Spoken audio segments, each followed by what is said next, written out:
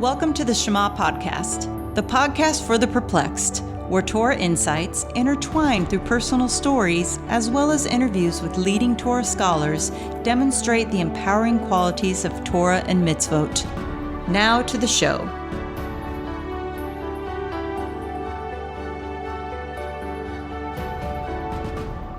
Welcome back to the Shema Podcast, my friends.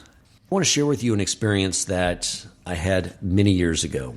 Early on, I'm talking like 12 years ago, I had just begun to learn, had not met the rabbis at Torch. I had no idea this Orthodox community even existed. But I was just beginning to learn, and I came across a website as part of Aisha's website called Jewish Pathways, and it had curriculum on there. One of them was on the various brachas we say before eating foods and after eating foods. I had worked very hard to memorize all the brachas you say on each of the type of foods before eating them, but I had not yet begun to implement any of these ideas. It just remained sort of an intellectual concept, but I hadn't integrated it into my life. But here's what took place. I woke up one morning and I had an early flight to Denver. I went to the gym as I normally do, but spent a little too much time there. I got in the car, realized I needed to hurry if I was going to catch my flight. Came home, got dressed, packed my bag, got out the door, got in my car, and was heading to the airport. Got to my plane just in time to board, and as I was sitting on the plane, I realized something. I was really, really hungry. I forgot to eat breakfast in my haste of getting ready.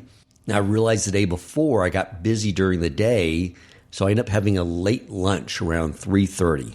And then I got more busy with work after that and really never ate since that late lunch or early dinner, wherever you want to call it. But I realized I was really, really hungry. Now, at this point, I wasn't keeping kosher. I thought I was. It was back when I thought kosher was just simply giving up shellfish and pork. There is this 5-star steakhouse in the Denver airport, and I'm like, I'll have steak and eggs.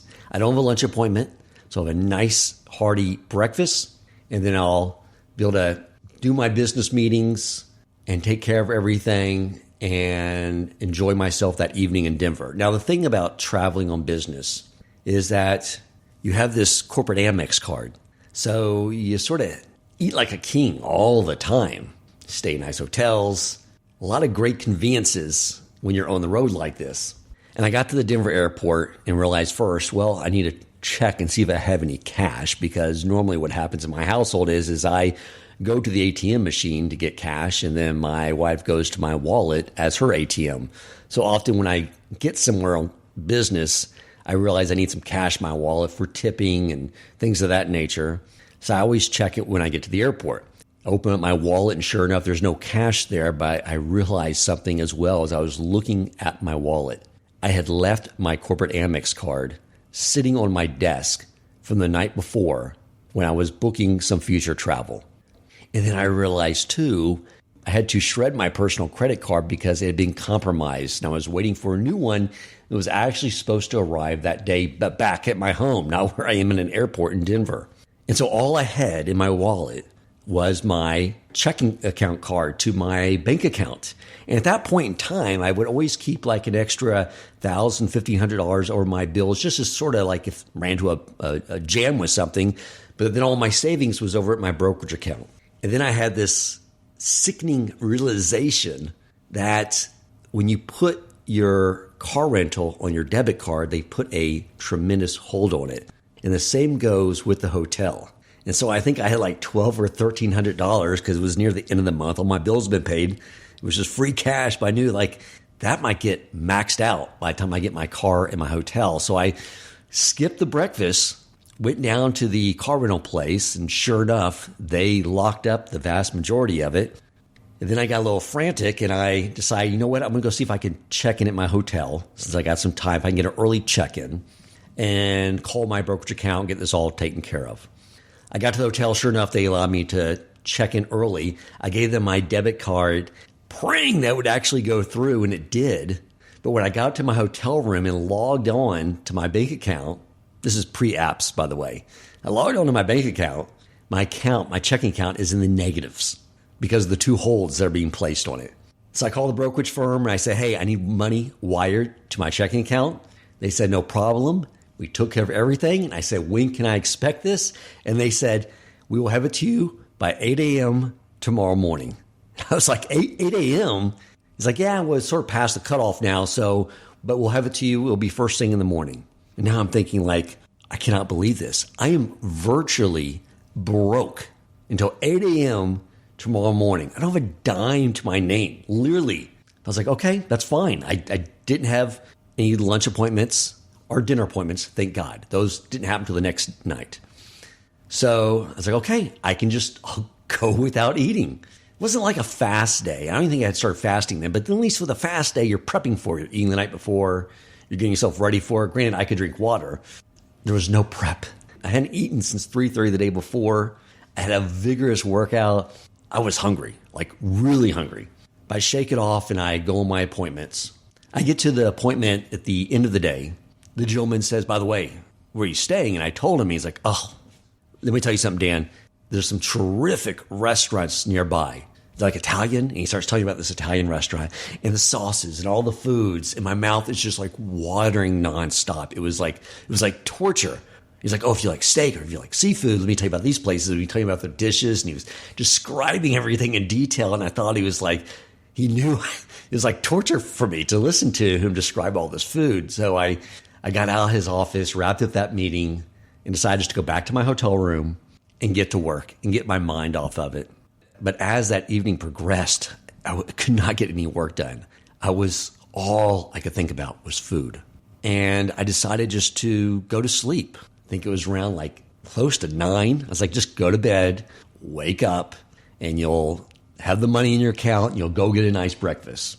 So I'm laying in bed and I'm tossing and turning. I literally I can't relax. I'm just thinking about how I am so hungry. And I get up out of bed and get dressed just because I just felt like I need to be doing something. And I'm pacing around my room like, you just got to get food. You got to get food so you can go to sleep. So I decided that there was a Taco Bell a block away. And I was just going to go stand in the Taco Bell drive-thru and panhandle for money and get $5. Because for $5 at Taco Bell, you can get a feast. So I'm going down the elevator, like thinking to myself, like, this is the worst day of my life. And this is about to be the lowest point in my life. I'm about to go panhandle at a drive-thru at Taco Bell.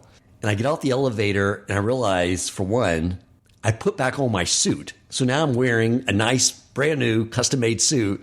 And I'm about to go stand in a Taco Bell drive-thru and panhandle for change and dollar bills so I can eat. And I was just like, just get it behind you, man. Just go do it. Put some food in your belly. You'll go to sleep and you'll just forget this day ever occurred. And then as I'm walking through the hotel lobby, I see something that caught my eye. It was beautiful looking. It was a basket of apples. It was sitting by the concierge desk. And I went over and I said, sir, are those apples real?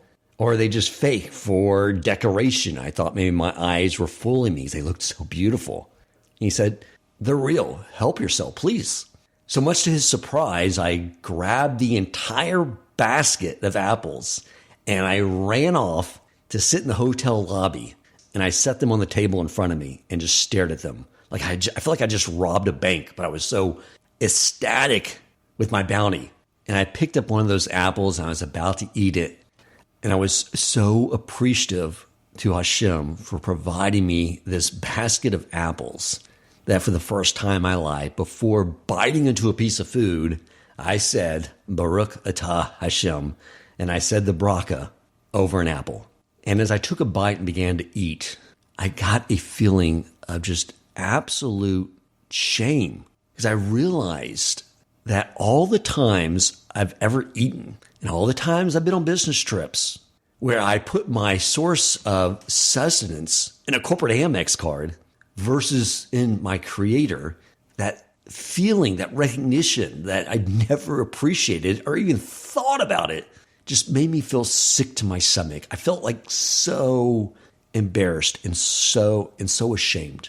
I mean, to the point to where tears began to roll down my face. It was just a feeling of utter humiliation. I think about that a lot, about how much my life goes on where I'm kvetching and griping about things not working right, and how embarrassing and humiliating that is going to be when I stand in front of my Creator, considering and seeing with all the clarity everything He provided to me, every morsel of food, my clothing, my home, my family, my health, and have the audacity to complain about something. It's a sickening feeling. And I'm glad I experienced that so I can go back to that as often as possible. And after I got past this time of just remorse and feeling horrible, I started to think about some things that changed my mood completely. I became very joyful, very happy. Maybe it was sparked by having some nourishment. I mean, this was hands down the best meal I've ever had. I mean, I would not have traded these apples. They were so delicious. I would not have traded these apples for a meal at any 5-star restaurant anywhere. I was enjoying them. It was perfect. So maybe that was part of the reason. Maybe part of it was as I looked over the man standing at the concierge desk that was looking at me, probably contemplating whether or not he should call some mental health care professionals to come to the hotel, because he's looking at me, this man sitting there eating his apples, crying, and now I'm starting to laugh. But that got me in a better mood, and I just started thinking about how much that went into Hashem providing me this amazing meal. All the events He had to orchestrate, from just not only creating everything from the tree that it grew from the person that plucked the apple, the people that transport it to a grocery store, to the person in the hotel who went and got it, so those apples could be there for me in that moment when I needed nourishment badly. And it made me feel so cared for. It made me feel so connected, knowing that I don't need a corporate Amex card to be fed.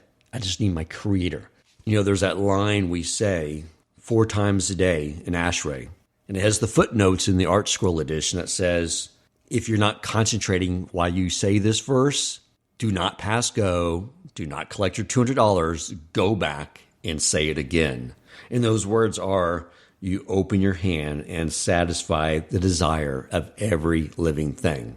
I think about that moment all the time, and I realized that this was not the worst day of my life. This, I knew then, would be one of the best days of my life, because I could not recall really with any clarity all those hundreds and hundreds of times where I dined at 5-star restaurants. This day, this meal, I knew I'd remember forever. Here it is now, 12 years later. I think about this all the time. This day I'll remember because this day was meaningful. Those other days, they were obscure. I barely remember them because there was no meaning in them. Gratitude is a basic building block of our Judaism. It's the secret to joy. It's the secret to connection with Hashem. It's just being grateful for everything He does for us. Sadly, we, by default, focus in on what we feel we're lacking. So, my friends, I just wanted to share that story, and may it inspire you, may it inspire me to remember just to be constantly acknowledging and being aware of everything that we have instead of what we feel we're lacking. Thank you for listening, and if you enjoyed the episode and found it meaningful, please take a moment to rate, review, and share the podcast. To share feedback, suggest future topics, or ask questions for the host or his guests, you can email him at shemapodcastshow@gmail.com. That is shemapodcastshow@gmail.com, or click the show notes to join the growing WhatsApp community.